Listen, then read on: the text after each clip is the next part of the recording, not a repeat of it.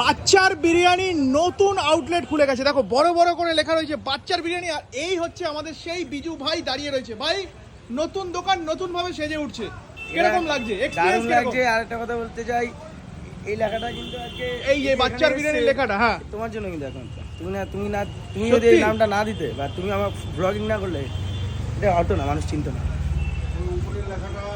আচ্ছা, আর একটা কথা বলতে চাই যে উদ্বোধনটা কবে সেটা 9 জুন উদ্বোধন হচ্ছে। আর স্টেশনে যেরকম ঘেমে চেমে বিরিয়ানি খেতে হতো, আমি আপনাদেরকে ভিতরে গিয়ে দেখাই। দেখুন বন্ধুরা, এখানে কিন্তু টোটালটাই কিন্তু এসির মধ্যে বসে আপনারা বিরিয়ানি খেতে পারবেন। এই হচ্ছে আউটলেট। এখানে কিন্তু কিচেন রয়েছে, ওখানে রান্না হবে, উপরেও কিন্তু বসার অ্যারেঞ্জমেন্ট রয়েছে। মোটামুটি নিচে কতজন হবে, উপরে কতজন হবে? এখানে 28 জন। আচ্ছা, মোটামুটি কতজন স্টাফ কাজ করবে এখানে, কতজন নেওয়া হয়েছে, রিক্রুট করা হয়েছে? আপাতত স্টার্টিংয়ে 16 জন।